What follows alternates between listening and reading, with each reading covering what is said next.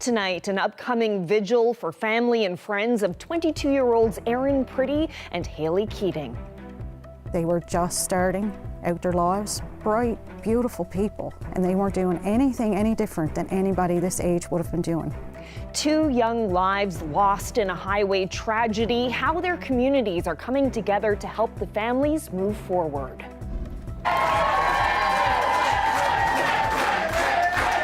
We've taken the seat back, so it feels great. After more than 2 decades, Conception Bay East Belle Island goes from blue to red.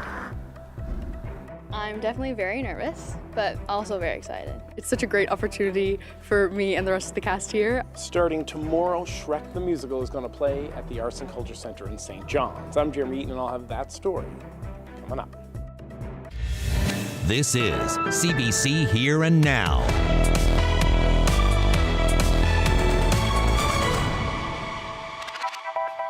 Good evening and welcome to Here and Now. Trinity Bay and Placentia Bay communities are grieving after 2 women were killed in a highway tragedy earlier this month. With suspicions of impairment, the crash is also raising familiar questions about safety. As Here and Now's Terry Roberts reports, an upcoming vigil is being organized to offer support to those struggling and pay tribute to the young lives lost. They were best friends doing what best friends do. Aaron Pretty of Dildo, Trinity Bay. Haley Keating of Long Harbour, Placentia Bay, both 22 years old, graduates of Crescent Collegiate in Blaketown, on a day trip to Clarenville for some shopping and pizza on Sunday, January 21st. But on their way home, just east of Arnold's Cove, their small Hyundai collided head-on with a larger SUV. It was mid-afternoon and driving conditions were good. It was a devastating impact. Aaron Pretty was in the passenger seat of that Hyundai. She died at the scene. Haley Keating, who was driving, was gravely injured. The Chevy SUV was being driven by a 71-year-old man. He was also seriously injured and was pulled from his burning vehicle by passers-by. But he also showed signs of impairment, was arrested, and police took a sample of his blood to test for alcohol and drugs. The following Sunday, after fighting for her life for a full week, Haley Keating also died. 2 lives, full of promise, cut short, bringing dark clouds of sorrow over Long Harbour, Dildo, and beyond. But amid that sadness, there's also confusion and anger, and questions about possible impairment. I can't believe we still got to be talking about this in 2024. This tragedy hits home in Trinity South. Michelle Reed's 2 daughters grew up alongside Haley and Aaron. They were just starting out their lives, bright, beautiful people, that there's no explanation for it. It shouldn't have happened. She says many are struggling to cope, so she's inviting family and friends to attend a vigil at this center in Dildo on Friday evening and asking people to bring a flower and a candle in memory of Haley and Aaron. We don't understand it. We can't pick any sense of it. We can't expect these young people to either, but to try to provide them with a safe place right now so that they can connect beyond their social media platforms, because they're all very interconnected, but allow them an opportunity to come face to face and let them support each other right now. What's certain is that Aaron and Haley are gone. What we don't know is whether the driver of that Chevy SUV was impaired. Now, the RCMP tell me the man's blood sample has been sent to Ottawa for analysis, and the results of that testing could take up to 2 months. Terry Roberts, CBC News, St. John's. Well, on the West Coast, a man has been arrested for operating an ATV while impaired. Police made the arrest at the man's home in St. George's after receiving a report that someone had crashed an ATV into a parked car. Police say the man's breath sample was nearly twice the legal limit. His license was suspended and vehicle was seized. Well, 6 apartments were broken into and ransacked in Happy Valley Goose Bay last night, and the damage was significant. The RCMP is sharing these pictures tonight of the 6 units damaged at Mom's Place on White Crescent. It's believed that more than $200,000 worth of damage was done to the apartments, including broken windows, toilets, and severed water lines. Pieces of property, such as televisions, were also stolen from the units.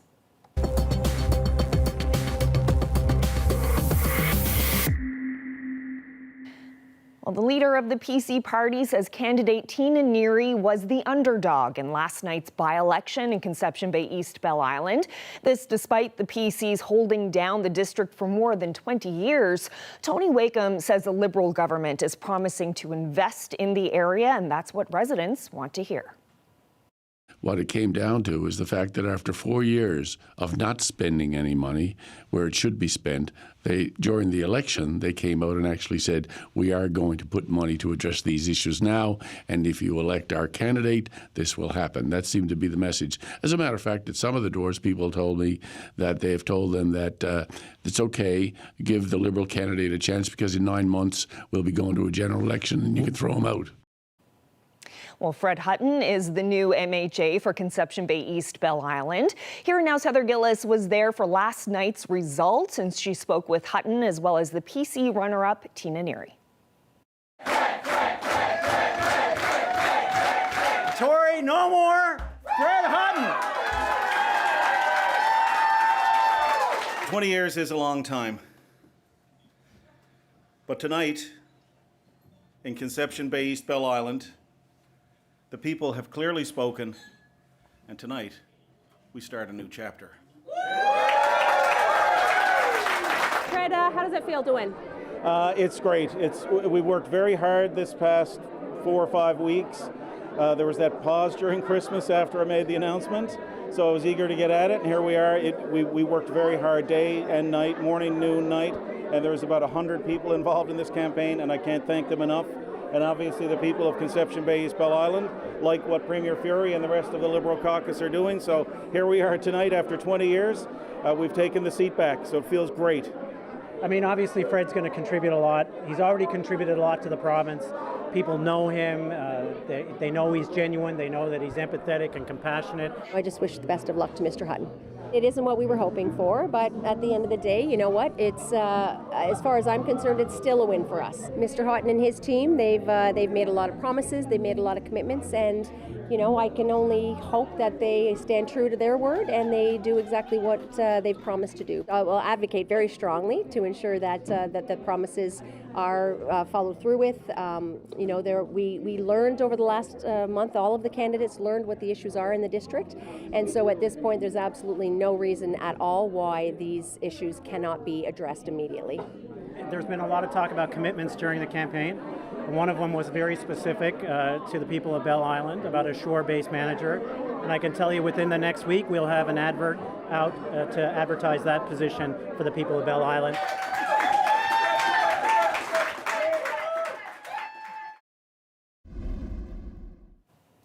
Well, Hutton won the district with almost 46% of the vote. He came in ahead of Tina Neary with the PC party, who received just under 38%. The NDP's Kim Churchill garnered just under 15%, while independent candidate Daryl Harding received just over 1%. Elections NL says about 45% of the district's eligible voters cast a ballot in yesterday's by-election.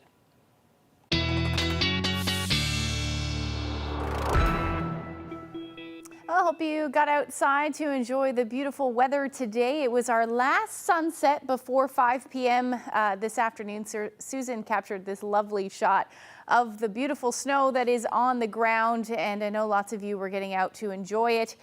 But this is, like I said, the last sunset tonight before 5 p.m. By the time we get into a week from now, 2 weeks, and then eventually 3 weeks from now, we are going to be 32 minutes after 5 p.m. and then we'll see our 6 p.m., actually 7 p.m. sunset in the second week of March. So we're definitely on the up and up as far as that is concerned. And like I said, a beautiful day today. We've got that cold weather returning up across Labrador. Extreme cold warnings are in place at the moment. We've got some flurries on tap tomorrow across parts of the island, and then we look ahead to the weekend. Already getting lots of questions about the potential for a storm. Yes, the potential is there, but we are 3 to potentially 5 days out from this system.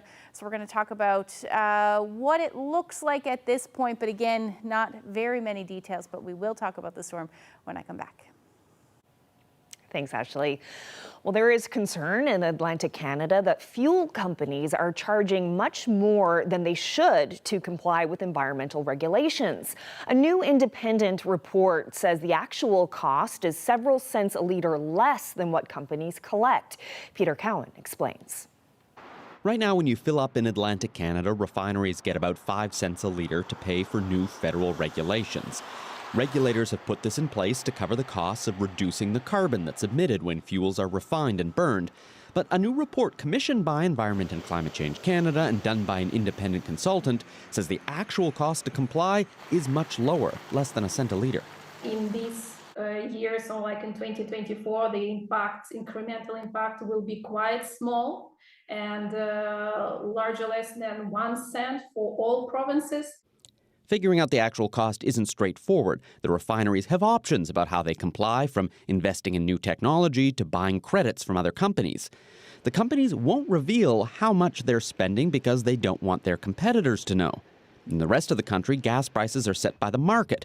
But in Atlantic Canada, regulators set the price, so they need to figure out a fair price to add on. But a Liberal MP from New Brunswick says the current charges are just padding fuel company profits. Atlantic Canadians are being overcharged, and it's unacceptable, again, at a time when, costs of living is so high, and we know that energy in particular is on the mind of Atlantic Canadians in these freezing cold temperatures. But the Industry Association says the new government regulations require billions in upgrades. They warn if fees are cut too far, companies could decide to stop selling gas. If these utility boards, where prices are controlled, don't find the right number to fairly compensate how expensive this regulation is, there's a real risk that we'll end up with a security of supply issue. It's up to regulators to decide what exactly a fair amount is. The board in New Brunswick is weighing evidence and analysis this week.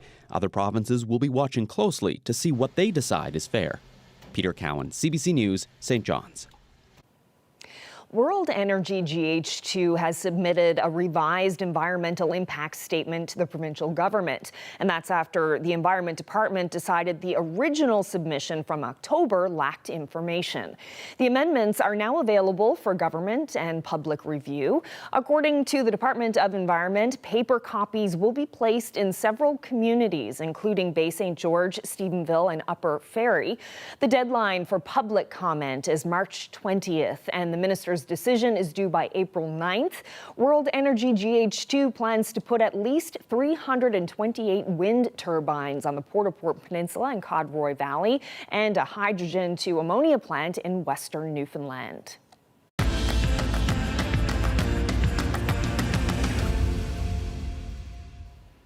O'Donnell High School in Mount Pearl is hoping audiences will go head over heels for Shrek the Musical. The world's most famous green ogre will take over the Arts and Culture Centre in St. John's tomorrow for a 3-show run. Here Now's Jeremy Eaton dropped by rehearsals earlier today. For the first time since 2020, O'Donnell High School is returning with a musical to one of the main stages in St. John's. Starting on Thursday, Shrek the Musical will run for 3 days. Now, if this is something that you didn't know about, let me tell you. Shrek became a musical on Broadway a number of years ago, and since then it's been farmed out to schools, and anyone can kind of get the rights to it. We thought about Shrek after The Wedding Singer because we wanted something that was a little more open-ended in terms of our audience. So this is a very kid-friendly show. Everyone loves Shrek. He's very well known around the world. So that's where it kind of came from.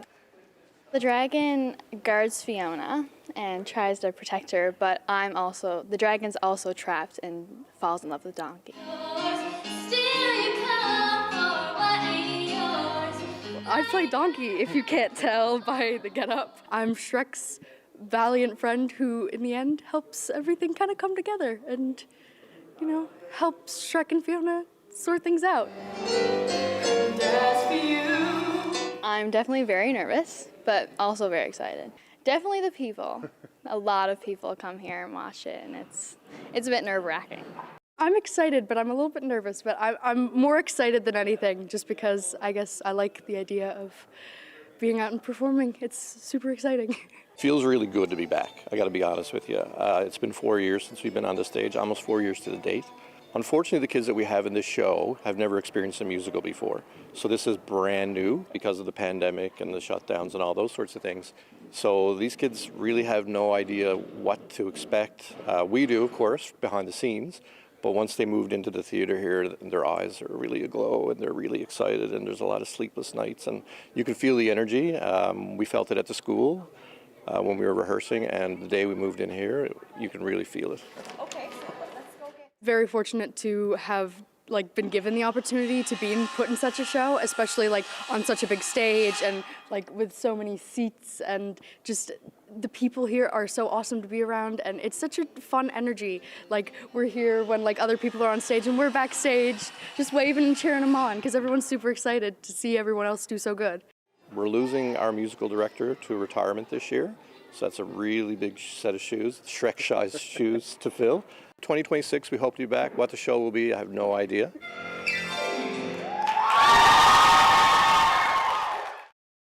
Rick is not somebody you think of being dead. He was a very alive person. He was so charming and so talented. Coming up, we're remembering Rick Boland, the well-known actor and political activist from this province, has died. Well, we've got a cold front moving through. That is going to spark some flurries across the island in the next 24 hours, but some really cold air moving back in across Labrador. I'll get into all the details coming up.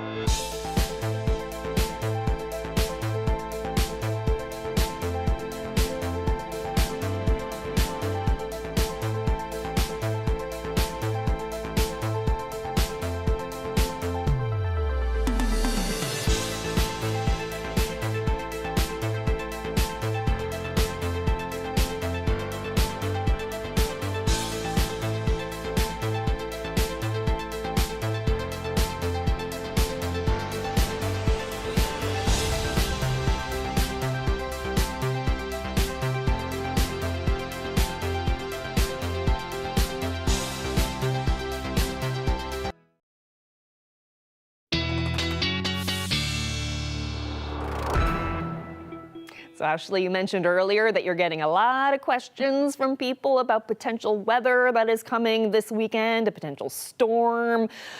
What can you tell us about it so far? Yeah, your apps are going to tell you, details like how much snow is going to fall and temperatures and that sort of stuff. But we all know that 3 to 5 day time frame is nearly impossible to predict, and that it's going to change about 15 times between now and then. So let's just say there is the potential for a storm for sure, but the details at this point, again, nearly impossible to predict exactly what is going to happen. But we will talk about that in a little bit. But for now, let's talk about what's happening at the moment. We do have a cold front that is working its way across Labrador at the moment. And behind this cold front, we've got some pretty cold air, and you can see that working its way, creeping its way further south. And that will continue to do so as we head across the Big Land tonight, as we head into tomorrow. So we do have an extreme cold warning in place for Lab City and Churchill Falls. You are looking at your temperatures starting to drop now, especially in Wallbush, down to topped out at about -6 this afternoon, but you are going to bottom out into the -30. So we're already on the way down there, -13 at the moment in Wallbush, or -15 now. But if you factor in the wind chill, feels more like -24 in Lab City at the moment. But up across Labrador, Nain at -19, that wind chill value at -31. So as we head through tonight, we're going to continue to see this cold air creep south, wind chill values into the -40s overnight, likely bottoming out at about -46 in Lab West and Churchill Falls.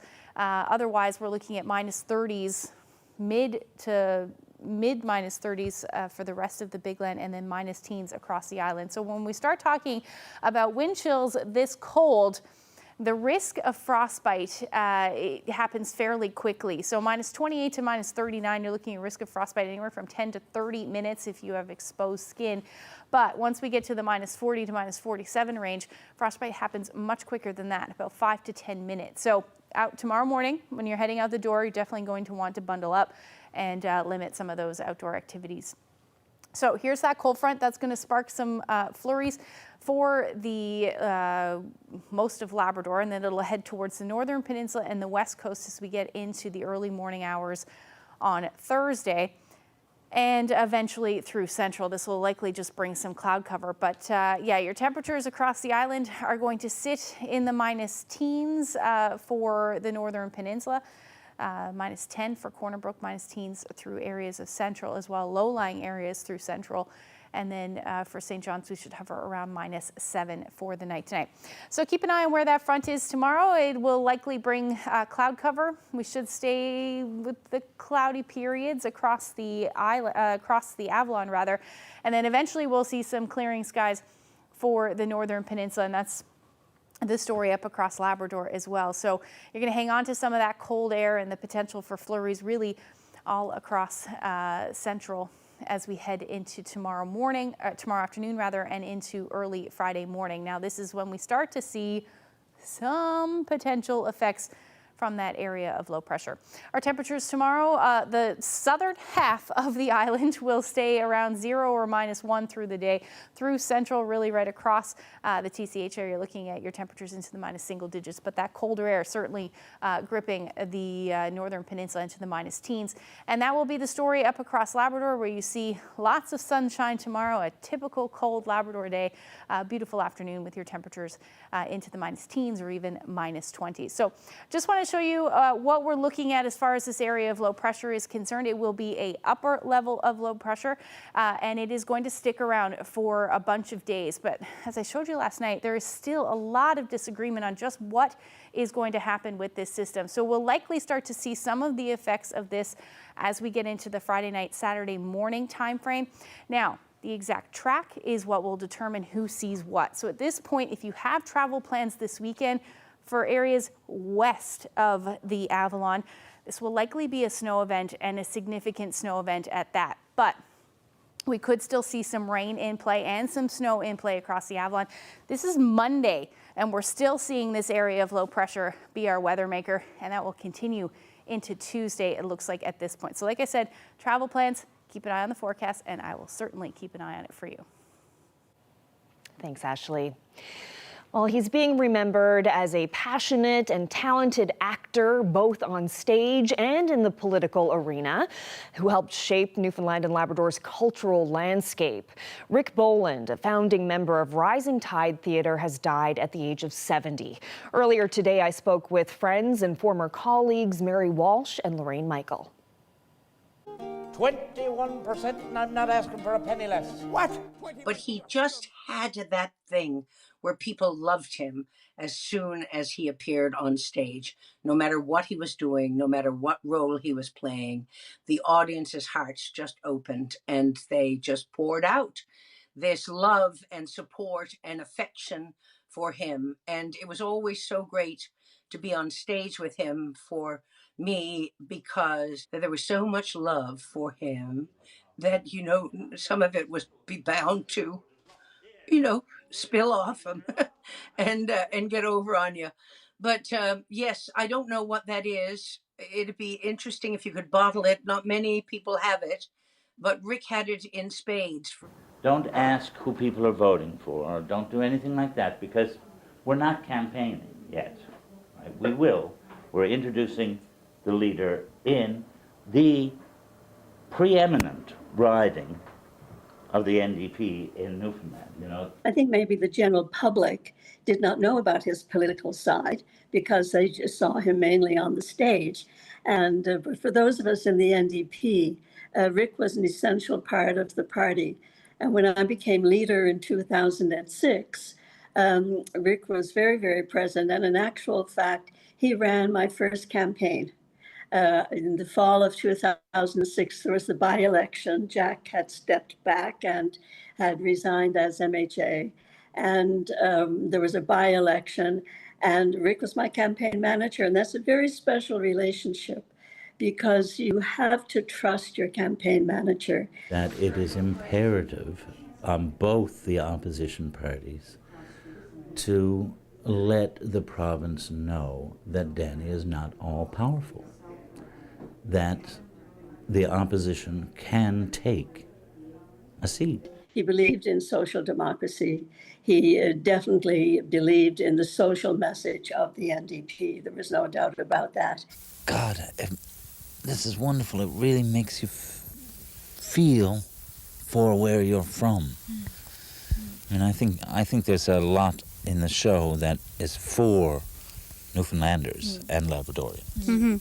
Yeah, because it really is about a sense of pride and spirit and a contribution that people made. He was a brilliant guy, and he saw the potential, and he and Donna, they'd both come out of the Mummers Company, and they started Rising Tide. They wanted to do a different, again, an artist-run company. That's what they were starting with, Rising Tide. Many, many times he seemed to be, people said that he really was the very heart and soul of that show, and he really was the heart and soul of an emerging theater community in this province. And I don't know how we're going to go on without him. Because it means more work for me. It means some national exposure, which is great. It means I don't have to leave Newfoundland. Just wasn't a fun person. He was a fun person. No, people knew him as that. And he just wasn't a comedian. People knew him in that way as well. But when it came to politics, he was a very good analyst, and he had a very good analytical mind. And that's the part of Rick that probably the public doesn't see. But I think that did come out in the review, because I think his insights did inform the political side of the review. He wasn't the only person, but I think his insights, being, you know, active in a party and active in our party, did bring a strength to the review. And I have to say that every year I would go to the review thinking, oh God, what's going to happen this year? And he did not, use his role in our party to soften what happened in the review. So every year I went wondering, what is it going to be this year? It's like about shipmates, you know? When you're confined on a ship, you have to get along with everybody else. If you come from an island, It's the same sort of thing. You have to get along, you have to have a sense of humor, you have to sort of take everything with a grain of salt, because it's bloody hard to get off.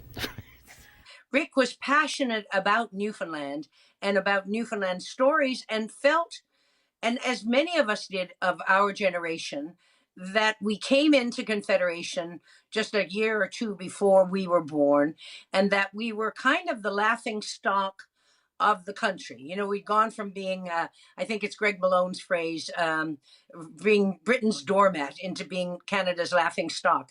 And Rick was determined to tell the real story, right? And he loved being on stage. He loved being loved. He loved giving the love out. He loved Newfoundland, and he wanted to tell the stories of Newfoundland, and he was driven by his talent and his passion. The things that Newfoundland gave Canada was a sense of humor. I mean, God, they are so dry. Not only are Newfoundlanders familiar and fearless when it comes to performing, they're also funny because they're far-flung. And the wit part comes from, you know, living on the edge of the Eastern Ocean amidst the wild elements, and never knowing what the day is going to be like, or the evening, and being fairly isolated in the midst of that. If you don't have a sense of humor, well, if you don't have a sense of humor, you left for Toronto long ago. But we're going to miss them, and it's a sad time, but it's a time for celebration too. And I just want to say, you know, condolences to Rick's family, whom I know, and it's a rough time for everybody. Opportunity for a safe place for these families and young people to get together and reflect, feel like they're going to need it. Well, coming together to support their community after a fatal highway crash claims the lives of 2 young women.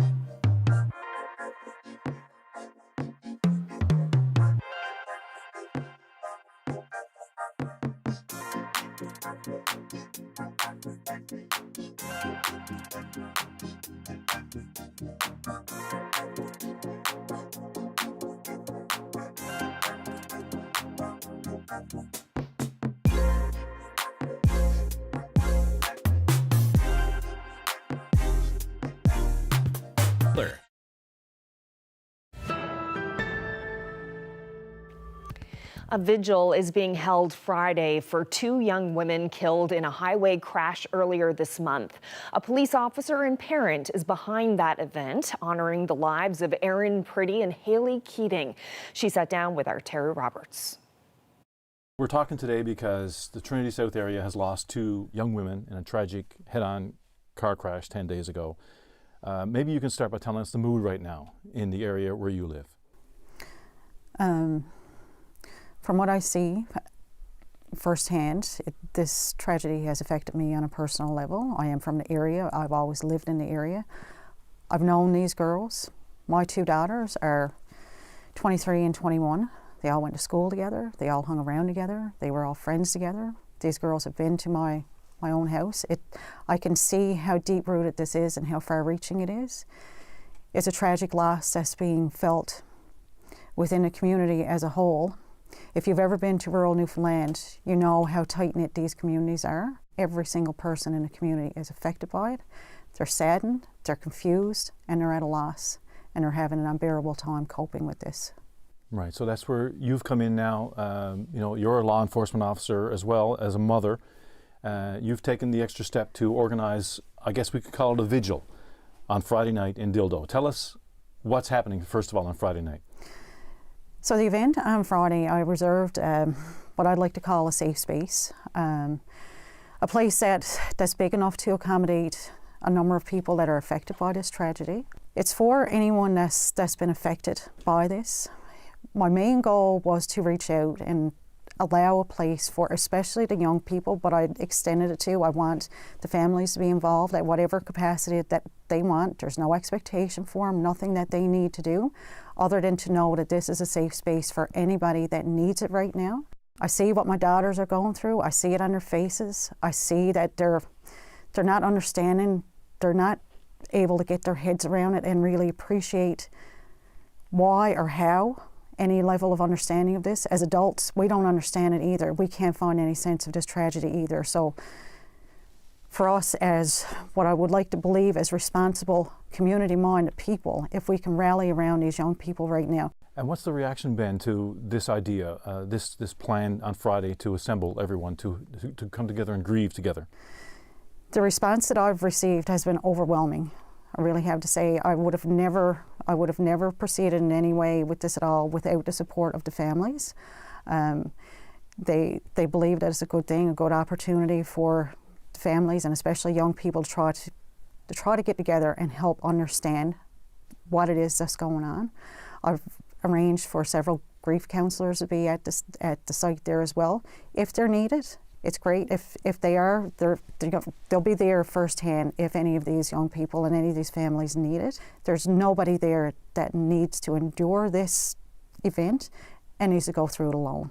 Give us an idea of who these 2 young women were, Haley Keating and Erin Priddy, 22 years old. They were 2 beautiful souls, is all I can say, that their lives were tragically taken from them. They were just starting out their lives, bright, beautiful people that there's no explanation for it. It shouldn't have happened. And they weren't doing anything any different than anybody this age would have been doing. They went to Clarenville on a day trip. It was a beautiful Sunday, beautiful day. Done a bit of shopping, wanted to go for pizza, and they were heading home. Just the same as what any other young person would have been doing. They were living life and they were loving life. This area, Trinity South, is not immune to tragedy like this. We all know Hannah Thorne. We do. Who died so tragically in a negligent driving incident 6-7 years ago. She was only 18, and now we have 2 more young females, young women, who and now under the circumstances, the RCMP tell us that there were signs of impairment by the 71-year-old male driver, and they're investigating. We have to be cautious. There are no charges laid here yet, but what does this add to the whole issue right now, the grieving process, that there's a suspicion of impairment here? So I won't speak anything to the investigation whatsoever. I don't know anything more than what the general public knows. But what I do know is how the public responds to that. And I do know that it causes a lot of anger. An accident is an accident, but when things happen that could be preventable, and I really don't know the circumstances of what happened there, so I'm not comfortable speaking about it, but if there's something that could have been prevented from a tragedy like this happening, it's going to outrage the public, and rightfully so, because it adds to the question as to why it happened and how it should have never happened. You're here as a parent, but you're also a law enforcement officer. This is your job, I guess, in a sense, you know, the safety and protection of people and property. We keep hearing these tragic stories on our highways. What does it make you think? I just hope that long term we can see less and less of this happening.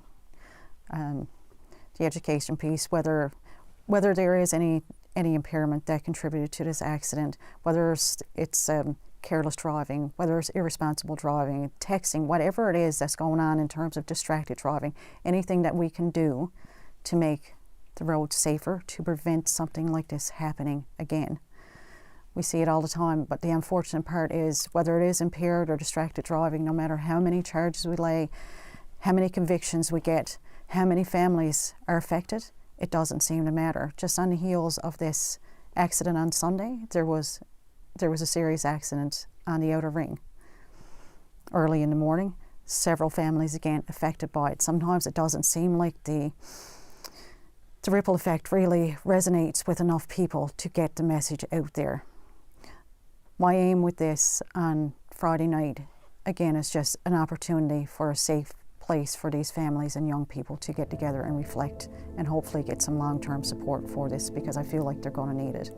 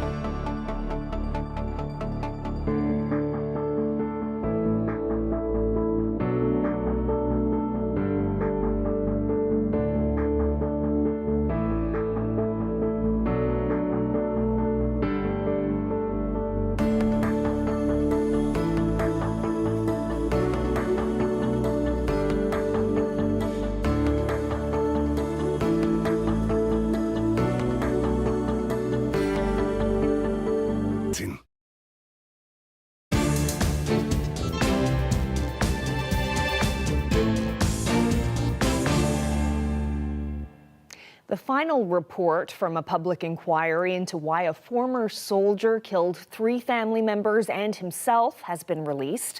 The tragedy happened 7 years ago in Nova Scotia. Lionel Desmond had been diagnosed with PTSD but struggled to find treatment and support.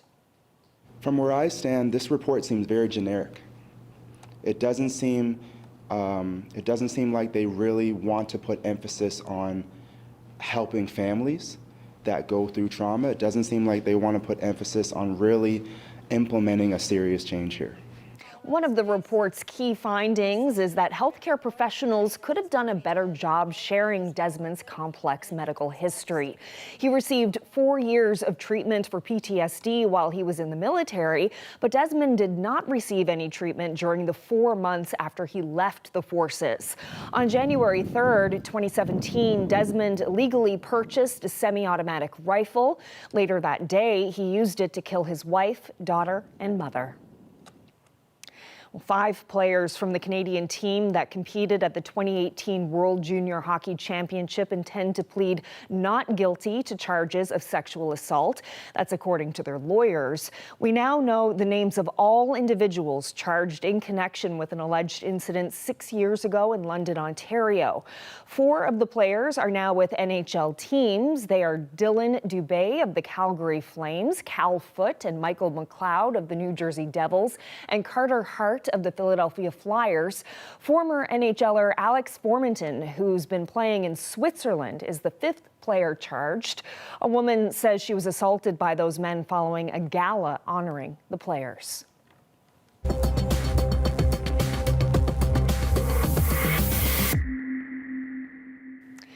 Returning now to the race for Conception Bay East Bell Island, Fred Hutton won last night's by-election, which means for the first time in more than 20 years, a Liberal holds the seat.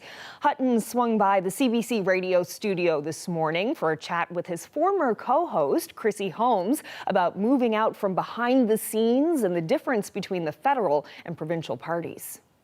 It's not an easy time now to be in politics, to be in public life. Social media has changed a lot of things, for the better, but also not so great. I mean, as you see, I'm sure as a journalist as well, and a broadcaster, you get some of that. But it's just a whole new respect for that person, whoever they may be, putting their name forward. It's been such an interesting campaign too, right? Like, I mean, we just heard about the coverage in World Report. So there's a lot going on here, and it's coming at a time when the Liberal Party as a whole isn't doing great. Like, even on, the campaign material, we had Team Fury. I mean, what should we take from sort of the message that sends, or potentially others may be reading into? Well, I think if you look across the country or even across this province and look at some of the signage, if that's what you're referring to, branding changes all the time in marketing. Premier Fury happens to be quite popular in terms of, his polling results here in the province, but also across the country if you look at the national polling. The two parties, federally and provincially, are distinct parties. They, obviously carry the same name, but have separate constitutions, have been separate for quite some time now, over a decade, I believe. So, when I walked into the grounds, which is where we held our launch on December 13th, I think it was, the only thing I saw on that sign was my name. And it was kind of like, okay, this is getting real now. This is, there's no turning back. So, when I left broadcasting and journalism 3.5 years ago, almost 4 years ago, it will be in June, I did it because of Premier Fury and the vision that he has for Newfoundland and Labrador, the bigger picture. I think I told you when I was here a couple of weeks ago for the candidates forum, we were here for individual interviews, that it was because of a chat that I had with him in my shed for about 4 hours, knowing what he had in mind for the province of Newfoundland and Labrador. I certainly had these thoughts, but obviously over the last 30 years as a journalist, I couldn't be part of any party. But I thought, if now is my little bit of runway left. I'm 57 years old. I've got some time left. I've got tons of energy. I have no plans to retire anytime soon. I mean, if I'm not doing this, I will be doing something. My dad worked right up until 5 weeks before he died at 83. I don't know if I'll go that far with it, but I like being busy. I like being active, and I absolutely, Chrissy, on the doors, it just reaffirmed to me that this is exactly what I'm built for and made for, talking to people, helping people. I think I told you a couple of weeks ago that there are so many parallels between being a journalist and an MHA that it's incredible.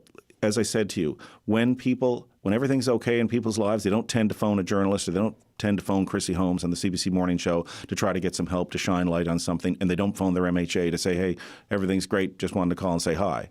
They'll say that on the street, but when they need help, they phone a journalist or they phone an MHA. And it really reaffirmed it, being on the doors, talking to people, that I can help. I'm from the community. People know me and I know them, so it just seemed like a really natural fit. And I'm so delighted that everybody stepped up with our volunteer team to help me get to this point today. I also thought it was nice to hear you acknowledging Derek Bragg, of course, who we lost last week. He was one of the most real people that I've ever met in my life, and it's just so sad that it happened this way. And I can remember, if I can take a minute to talk about him, perhaps without getting choked up, but like last year when he was going through, like the day that he went through that diagnosis and was told that he had cancer, he was in the House of Assembly taking tough questions from the opposition on the fishery, and the next day he was in the lobby where people were not very happy with him, and he stood up to them, and then he went outside and faced those fishermen, knowing that in a week from then he would be starting treatments for cancer. But he didn't back down on all that. And the one sad thing about all this is that he won't be at that caucus table, because he was a fabulous guy. He absolutely adored his family and his new grandson, so it's just it was bittersweet.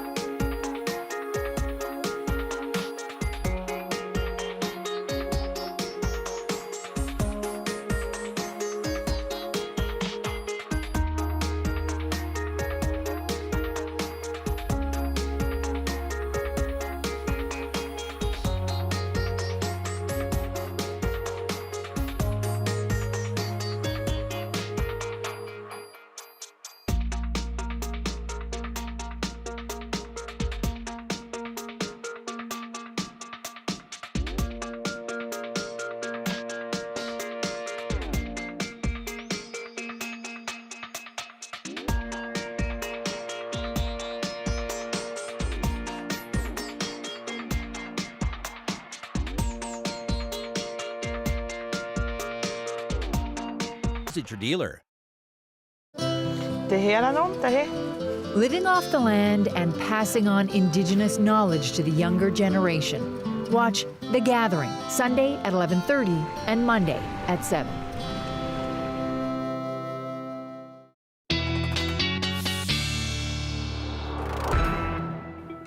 All right, so earlier you touched on the stormy weather that's coming this coming weekend, and now you get to look at it with a little bit more detail. Yes. At least what we know so far. Yes, because as we've talked about and we talk about all the time, it's very hard to figure out exactly what's going to happen. And what are we? Was it Wednesday today? Yeah. So there you go. And we're looking at a weekend storm. So let's take a look at what's going on as we head through our Thursday and into Friday time frame. So we are going to likely start to see some of the effects of this upper level low as we head through the day on Friday. At this point, looking like it'll bring some snow really west of the Avalon through the day on Friday. So if you have any travel plans on Friday, definitely keep an eye on this. And then as we head into the evening hours, the area of low pressure starts to come in a little bit, bring in some milder air. And we could see, some showers as we head through the rest of the weekend. But at this point, we're looking at temperatures hovering around the 0 degree mark, maybe a little bit below, especially towards the west and the north, the northern peninsula. At this point, you're going to sit this one out at about -10, and Labrador definitely will as we hang on to some of those cooler temperatures, -teens through the day with sunshine for your Friday. Now, as we head into Friday evening and into Saturday, then we start to see this area of low pressure move a little bit further north. And again, at this point, still looking like a snow event for central, the west coast, northern peninsula. And this could be significant snow at that. So keep an eye on that one. And then as we head into the evening hours, some of that snow will start to creep a little bit further east. Again, this is one model's interpretation. We may see the track a little bit further west. So at this point, Saturday, keeping things all snow. Temperatures into the minus single digits. Northern peninsula, again, you'll see that snow arrive late day. It looks like at this point up across Labrador, sitting it out. You're going to see your sunshine and temperatures into the -teens. Really not seeing a whole lot of change in the forecast for you. You may see a few flurries in Lab West. So this is the GFS model. This is the one that will keep us really all of eastern Newfoundland in rain. We still could see some snow. And then eventually through Monday morning, look how long this duration is. We're talking about the potential for, 3, 4, 5 days from this area of low pressure. But we'll see that rain snow line potentially creep through central. So this will stick around maybe even into Tuesday and finally departing by the time we get into Wednesday. So long range forecast, bringing those temperatures up Sunday and Monday above 0. So we'll likely see a transition through to rain on the Avalon and then through central. Maybe on Monday for the central areas, but western areas, you will see your temperatures stay below 0 for this point, at this point, I should say. Up across Labrador, you're looking at quiet weather until we get into Saturday, Sunday, maybe a few flurries, but your temperatures will be in the -teens. Our photo of the day. Famous or infamous, maybe. No, just joking. Famous Rec House area. There's some hockey being played out there on the pond. Curtis shared this lovely shot with us. And if you have any shots that you would like to share with us, you can send them to my Facebook page or email them to nlphotos@cbc.ca. Oh, that is fantastic. Really emphasizes how huge the mountains are. Certainly see little folks playing hockey down there. Yeah, it's gorgeous. Very nice. So you mentioned travel plans earlier. I guess, if you're flying out anywhere on the weekend, you might want to keep an eye on that, or if you're driving. Yeah, eventually, as soon as things become a little bit more clear, I know that we'll start to see either some watches or warnings in place, and then we can make decisions based on that. Fun times to be a forecaster. All right, well, that's it for us. Thank you so much for joining us.